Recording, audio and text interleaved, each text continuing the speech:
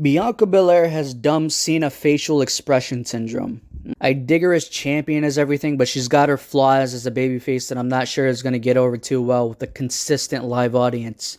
Her match with Bayley was the best match on the show, even if it could have been even better than it was had Bianca just gone for the 450 onto the ladder at the end of the match instead of just settling for a running senton. But it is what it is, and the match still kicked ass overall, even if their feud on television didn't come even nearly as close as to matching it. Side note, Alexa Bliss isn't pulling off this crazy girl gimmick all that well. She's serviceable, but it's very cosplay.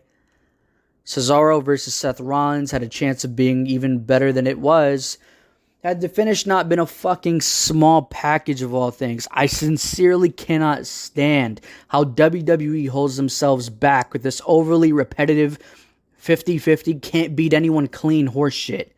It does nothing for anybody, and if anything, it gives me a reason to quit watching this show like about 5 million people already did from back when I started watching in 2008. Alexa Bliss versus Shayna Baszler was fine. I know a lot of people hated it, but everyone involved gave it their best shot, and that's commendable at least. And on top of that, the match wasn't all that bad. At least it didn't end in a fucking DQ or a roll-up. Sami Zayn versus Kevin Owens sucked. This match fucking sucked. This feud has fucking sucked. They have given me no reason to give a shit. Even for as much as Kevin Owens has grown on me as a babyface, the guy's only taking these checks for his family at this point. He looks bored, and I don't care how many suplexes onto his fucking head that he takes if it doesn't mean shit. The guy spent the match selling an injury for one of the most painfully boring motherfuckers in all of WWE right now, during a time when wrestlers are far more competent than he is or getting let go, all to preserve Apollo Creed's new Nigerian warrior gimmick, which I'm already over and done with.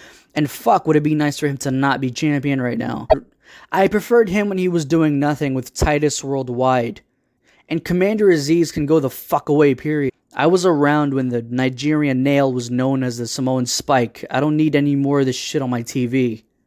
Rhea Ripley versus Charlotte Flair just completely killed what was a promising pay-per-view at first, with that fucking DQ finish after an already horribly dull match.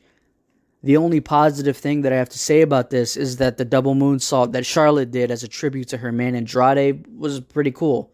Well, that and her line at the end of the match, or after the match, I should say, when she told Rhea, "You're learning, bitch." Everything else about this match drove this pay-per-view straight to the dump. The main event was completely unwatchable. I fucking can't with these dumb motherfuckers having a boring-ass 23-minute Hell in a Cell match over who gives a fuck for the fucktillionth time, as if Bland versus Bland was going to save this already dead show. And surprise, surprise, it ended with a roll-up. A Hell in a Cell match ended with a roll-up. Just who fucking cares at this point? Hell in a Cell 2021 was trash. That's it.